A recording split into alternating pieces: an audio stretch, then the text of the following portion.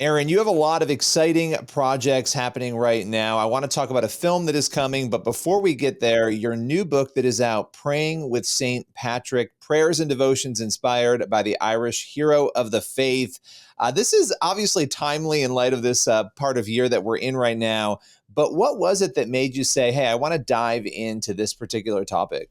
So a few years ago, I stumbled across the writings of St. Patrick. And if you're like one of 33 million other Americans who claims Irish ancestry, then you probably, celebrate St. Patrick's, bump into him, every March 17th. But I mean, growing up, I didn't know if he was any more real than Robin Hood or King Arthur, right? He's just some kind of a leprechaun with a green hat and beer and all this kind of stuff. But then I read these two letters that he wrote and was just blown away by the character and the story of the man that we met there. So just to give you a quick snap of his story, he wasn't Irish. He's actually British or Welsh. And he grew up in a Christian home. He talks about his dad and his grandpa who were pastors and deacons and tried to share Christ's love with him. But he said, I'm not really interested in that kind of stuff. Until at age 16, he's kidnapped by Irish pirates and then spends 7 years as a slave in Ireland. It's in that time when he's a slave that God starts to work in his heart and says he remembers the things he was taught. And his heart is transformed. Now he eventually escapes and makes his way back home. But then God says, now I need you to go and share my love with your former captors. So he gets a commission as a missionary back in, the fourth, 400 something AD. And at the time, it was very political and very race-based culture where, the Irish are pagan barbarians. We're civilized. We're Roman. They're bad. We're good. And in his letters, he lays out the case. No, God's love is for everyone. And that is why I'm doing these things. And so he goes back across to the island of Ireland and brings the gospel with him. In the course of his lifetime, you see this transformation take place, that the human trafficking that Patrick was a victim of is eradicated.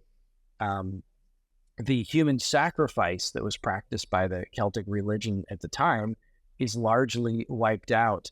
And we're entering into what historians call the golden age of saints and scholars in Ireland, where Ireland is sending out missionaries and sending out teachers and building monasteries to invest in local communities over Ireland and across the rest of the continent of Europe. So I was just blown away by this story and said, man, as a storyteller, I'm interested in this. And I'd love to share it with people. And two things more that I'll share that were inspiring to me. There's two prayers that he has in his book, and you'll see these reflected in the book that we wrote as well.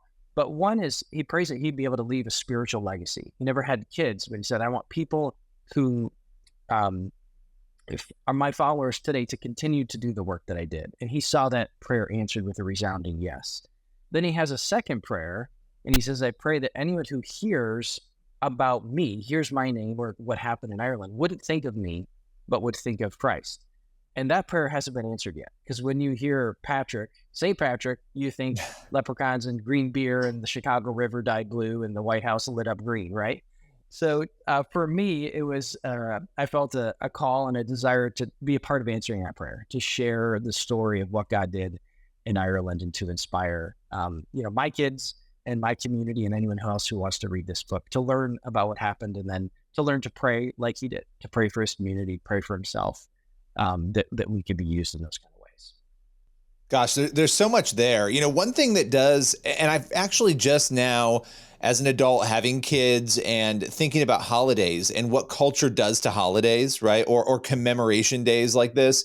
When I was a kid, I didn't know any of this story. I just, as an adult, similar to what, you're speaking on, have started to understand the details of this. And you have this incredible story that you unpack in the book that you just talked about that is so Jesus-centric and faith-centric, and yet culture has just slapped on the green and the beer and the partying. And it's like, it is really interesting how that happens and really unfortunate. And I think it's obviously spiritual, and we could have a whole other conversation about probably why that happens. But people like you coming in, correcting the record. And then the second thing you talked about, prayer, the ability to recognize the importance of prayer, especially right now where we are culturally, there's so much going on. How did this project, I mean, you're a Christian, obviously, but coming into this, working on it, now putting it out, how has it changed your own prayer life? That's a beautiful question. There's so many seasons of Patrick's life where he's experiencing different things. One of them, the suffering as a slave. I've had seasons of my life of deep suffering as you're going through loss.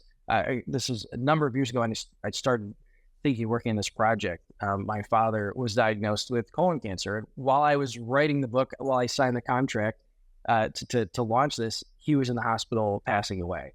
And so we enter into this season of writing, going through this grieving process. And I can see Patrick doing that as well. There was a time he writes in his letters when his church was literally attacked and people in his church were killed and kidnapped by someone who professed to be a Christian. He was a businessman, a slave dealer who went and kidnapped a bunch of Patrick's people, and he's grieving and praying and comforting his people through that.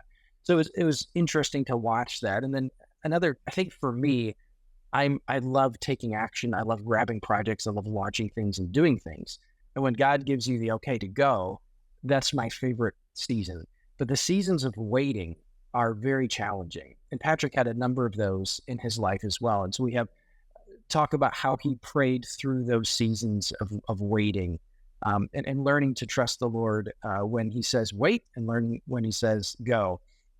And on of different life seasons that Patrick experienced, that he prayed about, that he wrote and put in his book, I've found reflected in my own life, even while we were able to write the letter, or to write the book based on his letters. And I think, for me as well, just being able to see the faith of someone from 1,500 years ago and see the life of someone from 1,500 years ago, how similar they are today. Now, I haven't been kidnapped by Irish pirates, but my struggles and my faith are so shockingly similar. It just really deeply reaffirmed what I believe. And this isn't a cultural trend. As Patrick, he's changed every century to mean something else to somebody else. And today he's just commercialized to no end. But as you look back and peel back the layers, the faith and the life that he lived is exactly what we're called to live to today. And just that brought a great deal of joy and confidence to me and strengthened my personal faith as well. No, that's incredible. And you are somebody who works in Hollywood. You do pretty much everything. You write books. I mean, it's pretty incredible seeing the different ways you tell stories. Now, let's talk about another project you have that was just announced, A Truly Wonderful Life. This is actually, in my mind, incredibly exciting for a variety of reasons. Tell us a little bit about what this film is going to cover. Yeah, so we just announced that we're partnering with the Stewart family, Jimmy Stewart's daughter, and her family, to bring his life to the big screen. So, as a kid growing up watching It's a Wonderful Life around Christmas and other movies like Mr. Smith Goes to Washington and even some of his Westerns and just such a great, fun actor, great performances. He's known as, the everyman of America. Just enjoyed it. And then a number of years ago stumbled across an article that told a little bit about his backstory. And I just, again, had no idea. The storyteller in me just was so intrigued by this. So he grew up in, small town America with a dad who was a deacon in the Presbyterian church and just prayed for his son, raised him, invested him. And all of a sudden, Jimmy winds up making it as an actor, heading off to Hollywood and rising through the ranks to become a huge star, nominated for 5 Oscars, winning the Academy Award. But he had a sense of hollowness in him, even as he's doing these things, that he said, hey, am I fake? Am I a fake movie star? Not a real hero. And he sees war clouds on the horizon. This is 1941. And he says, I want to be something more than just a Tinseltown hero. I want to serve my country, serve my fellow Americans. So he'd been a private pilot, and he enlists in the Army Air Corps and rises through those ranks to become a squadron commander, where he's leading thousands of men in bombing runs, to take out Nazi rocket facilities and submarine factories and all these things. Just an incredible story that you'd never imagine for Jimmy Stewart. And some amazing moments for me as he was going. As the last time he saw his dad before he took off for Europe, his father gives him a hug, tells him I love you, and gives him a letter, slips it into his uniform pocket, which he finds and opens in the air. And it's a copy of Psalm 91 that's about the Lord's comfort and Lord being with you. And his dad said, I have confidence and I will be praying for you the whole time you're away, that God will be with you and you'll make it home safely. And he kept that with him in his uniform, every mission that he went on. So he survives the war, even as he sees, hundreds of his men shot down. And Jimmy's the one who's writing letters home saying, Mr. and Mrs., I'm sorry that your son passed away. He was one of my men. So he comes home from the war surviving, but with, what is now known as PTSD. His hair's gray, he's hard of hearing in one ear, and he's not the leading man that he was before. So he has to ask himself, can I make it back in Hollywood? And, his contract is expired. Nobody wants him. So he had one offer to make a movie, and that was Jimmy's War, where he could be a bomber pilot and bomb Nazis on camera. He's like, sorry, I can't do that. So he heads back home to small town Pennsylvania, and he gets a call from his old friend who he did Mr. Smith Goes to Washington with, this Catholic filmmaker, Frank Capra. He says, I've got the perfect part for you, Jimmy. I was struggling too. I was in the war. Nobody wants me, but maybe together we could do this project. It's a great story about a suicidal father at Christmas and this angel who shows up. And it's like, what? A suicidal Christmas movie? I said, no, trust me. Let's just listen to the pitch. So kind of then with his father's encouragement, he says, I'll do it. I'll take the part. And he winds up making what becomes It's a Wonderful Life. And he says in an article he wrote, that moment where he's praying in Martini's bar, that as he was sitting there on set, reflecting on his past, reflecting on all that he'd seen, and the 16 million American veterans who'd come back, and the million Americans who didn't come back, and the brokenness that was all around him. As he prayed, he started to weep. It wasn't meant that wasn't scripted, but he broke down and started crying. That became a real prayer for him. And from that moment, his journey of healing took off.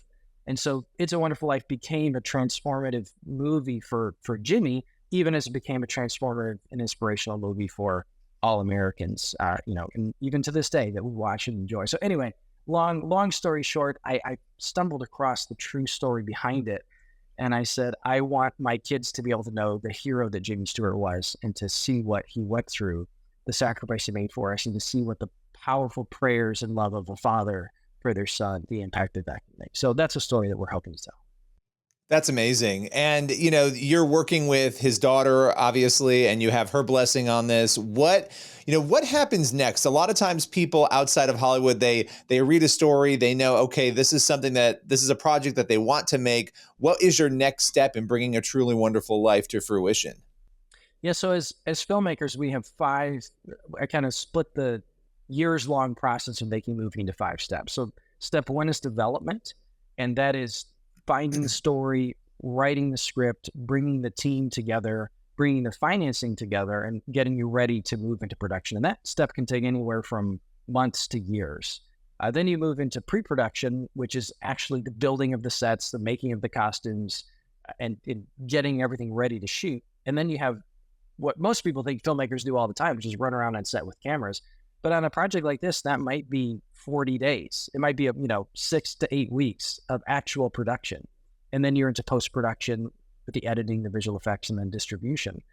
But so right now we're at the early stages. So we're talking to studio partners. You have several who are interested in coming along to finance it and to set up the distribution deals and those things. And just really, it's such an important story and such a beloved story that we feel the weight and the honor of telling it and wanting to do justice to the history of it, and to honor Jimmy's legacy and Frank Capra's legacy and all those stories that are coming together. So it's been so fun. It's such a privilege to get to spend time with Kelly Stewart and hear what her dad was like, and was just asking questions. Was the man he portrayed on camera, how did he compare to the Jimmy that you knew at home? And hearing some of these backstories, and she has copies of a journal that he wrote during the war that it's abruptly ends halfway through the war, that Jimmy didn't have the emotional strength to finish writing it. And so she's sharing these things from us. And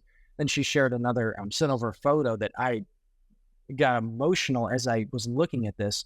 It's the air record of the 445th Bombing Division that Jimmy was brought home, and it's handwritten accounts of each mission that the 445th went on.